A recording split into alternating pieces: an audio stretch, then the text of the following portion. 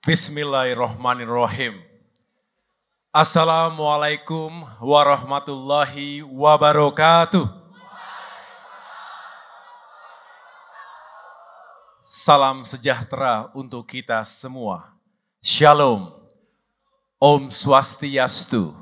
Namo Buddhaya. Salam kebajikan. Saudara-saudara yang saya muliakan. Beberapa hari lagi 204 juta rakyat Indonesia akan menggunakan hak pilihnya pada pemilu 2024. Lebih dari 823 ribu tempat pemungutan suara digelar dari Aceh hingga Papua tepat pada tanggal 14 Februari 2024 nanti. Dari bilik suara berukuran kecil itulah, rakyat Indonesia akan membuat keputusan besar yang akan menentukan nasib dan masa depannya 5 tahun mendatang.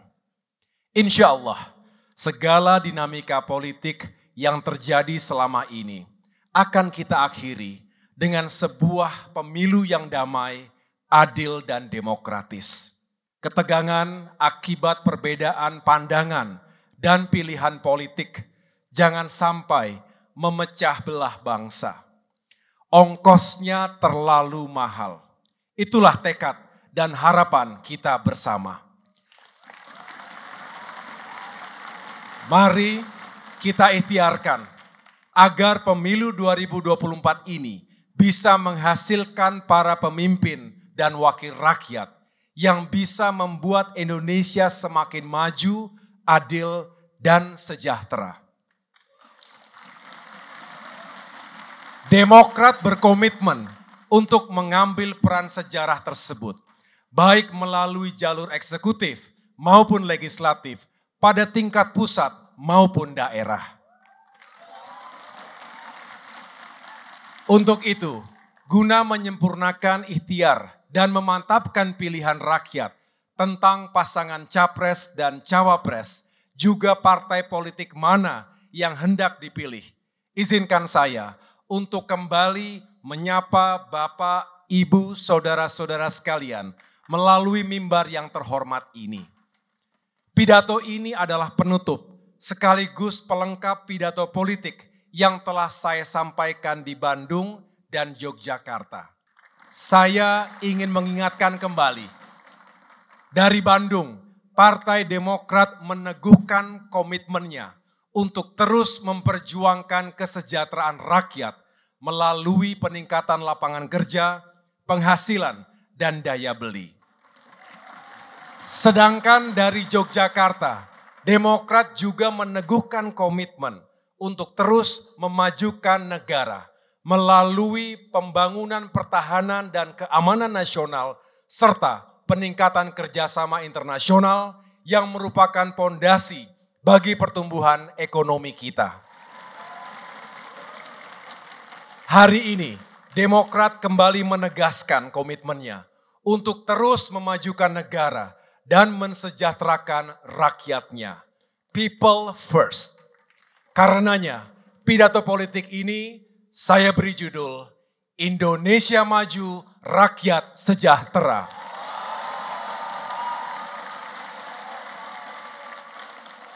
Pada bagian awal, saya akan sampaikan apa tantangannya untuk memajukan negara kita. Lalu, apa solusinya? Dan yang terakhir adalah apa harapan dan rekomendasi Partai Demokrat untuk rakyat Indonesia. Bapak, Ibu, saudara-saudara yang saya cintai, banyak ekonom memprediksi Indonesia akan menjadi negara maju di abad ke-21 ini. Bahkan perusahaan bank investasi multinasional asal Amerika Serikat, Goldman Sachs, meramal Indonesia akan menjadi negara dengan ekonomi terbesar keempat di dunia pada tahun 2050.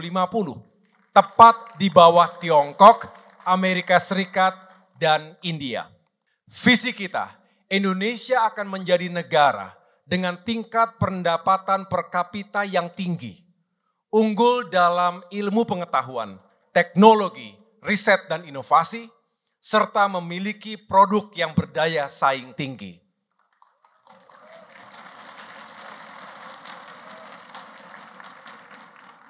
But it is not to be taken for granted. Tentu hal itu tidak akan terjadi sendirinya. Tidak jatuh begitu saja dari langit. Perlu tekad, kegigihan, keuletan, dan kerja bersama untuk mewujudkannya. Karenanya, saya mengajak rakyat Indonesia untuk mengawali perjalanan menuju Indonesia maju pada tanggal 14 Februari 2024. Ketika saatnya rakyat memutuskan siapa yang akan memimpin kita 5 tahun mendatang. Rakyat Indonesia yang saya cintai, tantangan 3 tahun terakhir ini, dunia menghadapi ketidakpastian. Pasca COVID-19, kita dihadapkan pada instabilitas keamanan, seperti perang di Ukraina dan Palestina, serta ketegangan di kawasan Laut Tiongkok Selatan, maupun di semenanjung Korea dan Taiwan. Dinamika geopolitik kawasan itu memberikan dampak negatif bagi ekonomi Indonesia yang sebelumnya sudah mengalami tekanan. Misalnya, perlambatan ekonomi, depresiasi nilai tukar rupiah, serta terganggunya pasokan pangan dan energi dunia yang menyebabkan kenaikan harga pangan dan harga BBM. Dunia usaha pun terkena imbasnya. Banyak industri dan UMKM yang gulung tikar sehingga pengangguran meningkat. Akibatnya penghasilan menurun dan daya beli rendah. Kondisi inilah yang saya lihat saat bertemu dengan rakyat. Banyak wong cilik yang curhat tentang kondisi mereka. Tidak punya pekerjaan dan banyak utangnya. Sementara yang punya pekerjaan penghasilannya pas-pasan. Selain itu, para petani mempersoalkan langkanya pupuk murah. Nelayan mengeluhkan terbatasnya solar murah.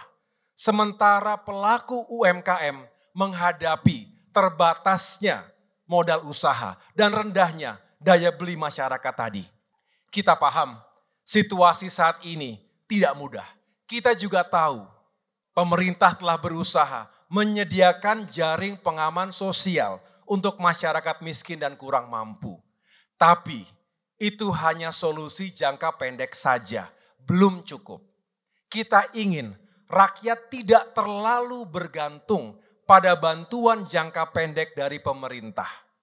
Rakyat harus punya pekerjaan dan penghasilan yang cukup untuk memenuhi kebutuhan sehari-hari. Bahkan rakyat bisa menabung dan berinvestasi untuk masa depan diri dan keluarganya. Kita patut bersyukur ekonomi Indonesia masih terjaga di tengah tekanan yang tidak ringan. Itu semua karena Presiden Jokowi dan Presiden SBY juga para pemimpin sebelumnya telah meletakkan fondasi ekonomi yang kuat. Saudara-saudara, selama masa kampanye ini, kita mendengarkan banyak sekali janji dan program-program yang ditawarkan oleh pasangan capres dan cawapres, serta oleh para caleg. Mereka berlomba-lomba mengusulkan peningkatan anggaran di berbagai sektor, baik pendidikan, pertahanan, anggaran desa, gaji pegawai, bantuan sosial, maupun program lainnya.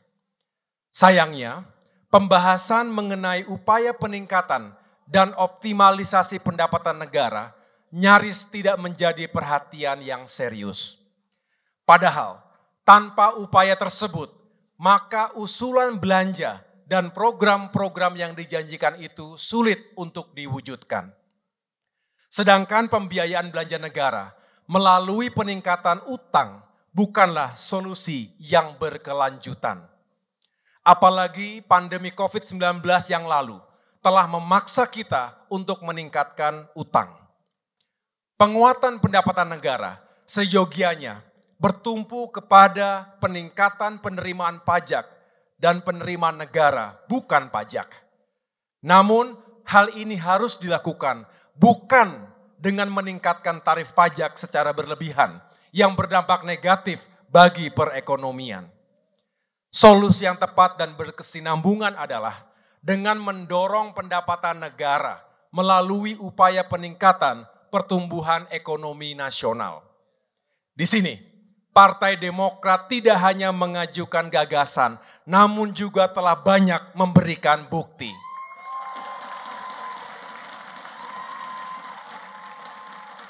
Pada era pemerintahan Presiden SBY, PDB kita meningkat hampir 4,5 kali lipat selama 10 tahun. Begitu juga dengan APBN kita. Sehingga kita memiliki cukup dana untuk meningkatkan anggaran pendidikan, pertahanan, bantuan sosial, subsidi komoditas strategis, gaji pegawai, serta pembangunan infrastruktur di bidang transportasi, energi, komunikasi, baik di kota maupun di desa. Peningkatan pertumbuhan ekonomi dan anggaran belanja negara itu juga diiringi dengan penurunan rasio utang terhadap PDB. Dari 57% di tahun 2004 menjadi 24% di tahun 2014. Selain itu, utang IMF yang menjerat sejak krisis ekonomi 1998 juga dapat kita lunasi.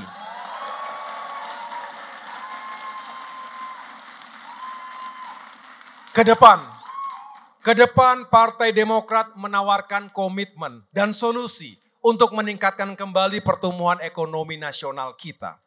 Kami yakin keuangan negara akan kuat apabila pertumbuhan ekonomi meningkat di kisaran 6 hingga 7% per tahun. Untuk itu, strategi yang Demokrat tawarkan untuk meningkatkan kembali pertumbuhan ekonomi tadi dilakukan dengan berpijak kepada 4 komponen utama dari rumus dasar peningkatan PDB. Yaitu pertama, konsumsi. Konsumsi domestik perlu didorong dengan menjaga tingkat inflasi dan mendorong redistribusi ekonomi.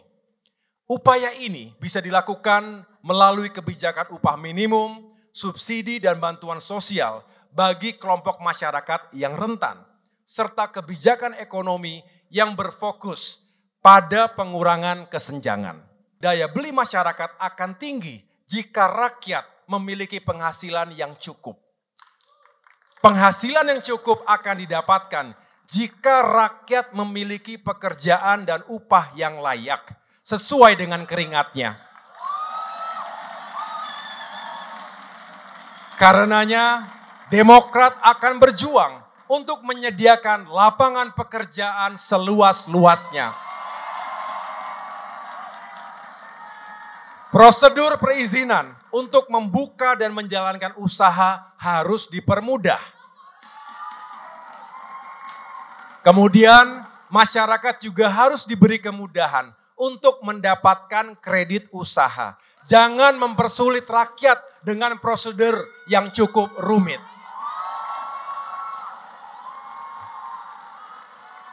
Selain itu, bunga kreditnya pun harus terjangkau.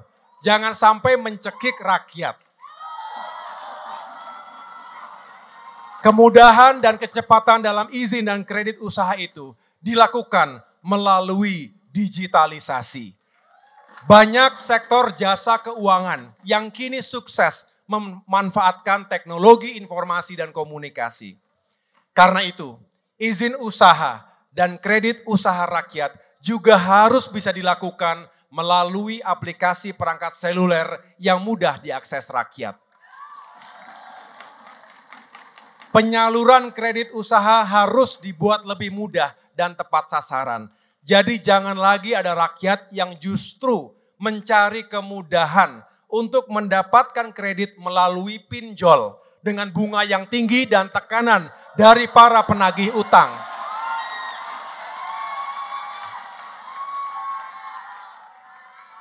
Kemudian Demokrat juga akan memperjuangkan upah yang layak bagi para tenaga kerja agar penghasilannya meningkat. Termasuk kenaikan gaji setiap tahun bagi para guru, ASN, TNI, Polri, dan pensiunan. Kita juga akan mendorong produktivitas melalui pemberian insentif bagi para pelaku usaha. Jika produktivitas meningkat, upah yang layak akan mudah tersedia bagi kaum buruh dan para pekerja. Selanjutnya, daya beli masyarakat juga akan tinggi apabila harga-harga kebutuhan terjangkau oleh masyarakat, mulai dari harga pangan, harga BBM, hingga harga energi lainnya, baik untuk industri maupun rumah tangga. Untuk itu, kita akan berjuang agar pemerintah memberikan subsidi yang tepat sasaran dan berpihak kepada rakyat, sehingga harga-harga kebutuhan dasar tadi tetap terjangkau. Saudara-saudara, komponen kedua dari PDB adalah investasi. Investasi ditingkatkan dengan memperbaiki iklim usaha dan daya saing nasional. Proses perizinan harus semakin mudah, cepat, transparan, dan proaktif. Kontribusi investasi terhadap PDB harus mencapai kisaran 30% atau lebih, baik investasi pemerintah maupun investasi swasta, baik dari dalam maupun luar negeri. Tentu setiap investor mengharapkan keuntungan yang maksimal dengan menghitung tingkat efisiensi investasi. Salah satu cara mengukurnya adalah menggunakan skor ICOR atau Incremental Capital Output Ratio. Semakin rendah skor ICOR, maka semakin baik. Saat ini skor ICOR Indonesia masih tergolong tinggi, yakni 7 dari standar umum 4. Artinya, investasi kita masih kurang efisien. Kurang efisiennya investasi di Indonesia disebabkan oleh persoalan SDM yang kurang produktif. Birokrasi yang kurang efisien, masih terjadi korupsi di berbagai sektor, serta berbagai permasalahan terkait kepastian hukum di negeri kita. Hal-hal inilah yang harus kita benahi bersama. Untuk itu, agar efisien, maka investasi harus berorientasi pada potensi sumber daya alam dan sumber daya manusianya. Jika jenis investasi tidak tepat, walaupun jumlahnya besar, belum tentu akan menyerap tenaga kerja yang tinggi.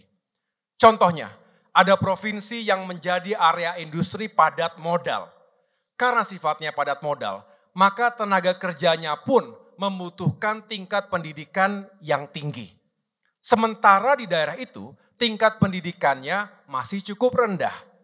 Akibatnya, banyak penduduk usia produktif yang tidak terserap oleh industri tersebut. Angka pengangguran pun akhirnya tetap tinggi. Seharusnya pada daerah seperti itu, jenis investasi yang terbaik adalah yang sifatnya padat karya. Misalnya agroindustri. Kedepan, Demokrat bahkan akan memperjuangkan kawasan ekonomi khusus untuk agroindustri ini. Contohnya budidaya udang faname di pesisir selatan Jawa yang kini masih dikelola secara tradisional. Jika dikelola secara terintegrasi dalam sebuah kawasan ekonomi khusus, tentu akan memberikan multiplier effect terhadap lingkungan ekonomi masyarakat di sekitarnya. Infrastruktur jalan akan dibangun, industri pendukung seperti pabrik es, pabrik pakan, pabrik kemasan akan berdiri. Semua itu akan menyerap tenaga kerja lebih banyak. Apalagi jika dibantu dengan insentif pajak untuk mengurangi beban para investor dan pelaku usaha. Sementara itu, untuk menghasilkan tenaga kerja atau SDM yang produktif, pemerintah perlu membangun sekolah-sekolah kejuruan dan vokasi yang diperlukan, sejalan dengan kebutuhan industri di daerah tersebut. Contoh kisah sukses, ada kota yang memiliki industri farmasi, Lalu pemerintah setempat membangun sekolah menengah analis kimia, dan sekolah kejuruan lainnya termasuk politeknik. Dampaknya, angkatan kerja lokal terserap lebih optimal. Saudara-saudara sekalian, mengapa Demokrat sangat peduli dengan pembangunan manusia? Karena kami tidak ingin bangsa ini hanya menjadi konsumen saja. Jika itu yang terjadi, maka kita akan dijajah oleh bangsa asing dalam bentuk yang lain. Pembangunan manusia ini adalah masalah inti negara yang memerlukan pemikiran dan tindakan kita bersama. Tidak semua pemimpin tertarik untuk melakukan investasi SDM. Karena investasi SDM tidak bisa dilihat dan dirasakan dalam jangka pendek. Akibatnya, karena tuntutan pragmatis elektoral, para politisi kita juga sering tergoda untuk berinvestasi pada pembangunan fisik semata. Agar rakyat bisa langsung melihat hasil karya mereka dalam jangka pendek dengan tujuan terpilih kembali. Padahal sejatinya, pada jangka panjang, pembangunan SDM itulah yang paling menentukan kualitas pertumbuhan ekonomi sebuah negara. Inilah kesadaran Partai Demokrat sejak 20 tahun lalu. Itulah mengapa muncul kebijakan alokasi anggaran pendidikan 20% dari APBN, serta program-program seperti BOS, Bidik Misi, beasiswa LPDP, beasiswa santri, serta peningkatan kesejahteraan guru yang dimulai pada era pemerintahan Presiden SBY yang didukung penuh oleh Partai Demokrat. Jika SDM kita produktif, kita bisa menjadi tuan rumah di negeri sendiri dan juga bisa unggul dalam kompetisi global. Rakyat Indonesia yang saya hormati, komponen ketiga dari PDB adalah government spending. Fokus belanja pemerintah harus mulai digeser dari orientasi konsumtif menjadi stimulus bagi sektor-sektor produktif yang memiliki multiplier effect yang tinggi. Jika terjadi krisis, belanja pemerintah harus diorientasikan pada upaya menciptakan lapangan kerja. Sementara itu, untuk alokasi belanja pemerintah, jangan hanya difokuskan kepada BUMN saja. Swasta juga harus diberikan alokasi secara proporsional, sehingga penerimaan pajak dari swasta juga akan meningkat. Belanja pemerintah benar-benar harus berorientasi kepada kepentingan rakyat. Ingat, anggaran pemerintah berasal dari pajak rakyat. Banyak yang tidak menyadari, pajak bukan hanya merupakan instrumen fiskal, tetapi juga instrumen keadilan. Karenanya, negara harus bertanggung jawab atas akuntabilitas penggunaannya. Saudara-saudara sekalian, adapun komponen keempat dari PDB adalah net ekspor impor yang harus terus ditingkatkan. Diversifikasi produk ekspor harus ditingkatkan dengan bertumpu pada daya saing Indonesia sebagai negara tropis dan negara kepulauan. Kita harus mendorong penguatan ekspor yang bertumpu pada pertanian, perkebunan, perikanan, peternakan, dan kehutanan. Di sisi lain, kita juga harus mengembangkan substitusi komoditas impor utama, yaitu BBM, mesin, peralatan mekanis, perlengkapan elektrik, besi dan baja, serta produk plastik. Untuk itu, pengembangan industri dalam negeri harus menjadi fokus utama. Kita juga harus meningkatkan nilai tambah dari sektor industri yang kita miliki. Peningkatan nilai tambah itu bisa dilakukan melalui industri pengolahan atau hilirisasi. Program hilirisasi sebenarnya sudah mulai dilakukan sejak tahun 2013 di era pemerintahan Presiden SBY, khususnya dalam sektor pertambangan. Melalui kebijakan ini, pemerintah tidak lagi mengizinkan ekspor bahan mentah. Industri pertambangan diwajibkan untuk membangun smelter di lokasi yang dekat dengan sumber bahan baku, dengan memastikan tidak merusak ekosistem, melibatkan pekerja lokal, serta menjaga dan menghormati hak adat setempat. Langkah itu kini diintensifkan oleh pemerintahan Presiden Jokowi. Kedepan, kita harus memperkuat hilirisasi di sektor-sektor utama yang memiliki dampak ekonomi luas bagi rakyat, khususnya agro-maritim, untuk meningkatkan kesejahteraan petani, peternak, pekebun, dan nelayan kita. Saudara-saudara sekalian, itulah strategi Partai Demokrat untuk meningkatkan kembali pertumbuhan ekonomi Indonesia agar negara kita maju dan rakyatnya sejahtera.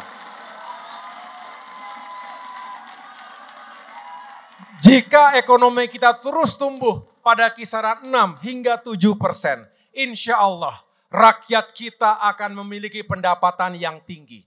Saat ini pendapatan per kapita kita berada di angka 4.700-an dolar Amerika. Sedangkan menurut Bank Dunia, negara-negara maju memiliki tingkat pendapatan per kapita minimal 13.800 dolar Amerika. Pertanyaannya, apakah kita bisa mencapainya? Saya tanya sekali lagi, apakah kita bisa? Insya Allah kita pasti bisa.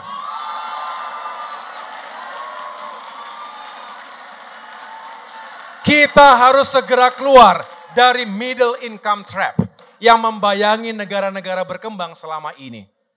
Kita harus percaya diri karena Indonesia adalah bangsa besar, bangsa tangguh, kerap bangkit dari krisis dan mampu mengubah tantangan menjadi peluang.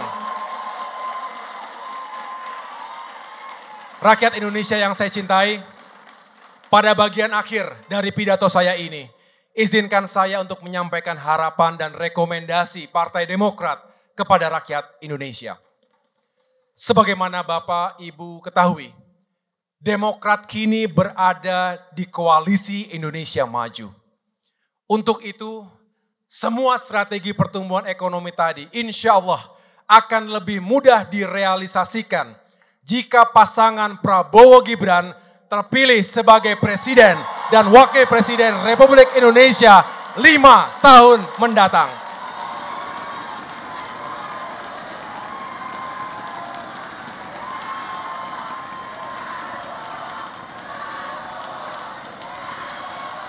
Terima kasih. Kemudian, agar pemerintahan Bapak Prabowo kelak memiliki kekuatan politik yang signifikan, Partai Demokrat berjuang sekuat tenaga untuk meraih lebih banyak kursi di parlemen, baik di DPR RI, DPRD provinsi, maupun DPRD kabupaten kota. Oleh karena itu, dengan segala kerendahan hati, kami memohon doa, dukungan, dan suara dari Bapak, Ibu, Saudara-saudara sekalian untuk Partai Demokrat dan pasangan Prabowo Gibran dalam mewujudkan semua cita-cita mulia kita. Terima kasih. Demokrat menang, Prabowo Presiden, Indonesia maju, rakyat sejahtera. Tuhan bersama kita. Wassalamualaikum warahmatullahi wabarakatuh. Demokrat, partai kita pilihan rakyat. Demokrat, Demokrat, selalu ada bersama rakyat. Selalu ada bersama rakyat. Partai Demokrat, pilihan rakyat.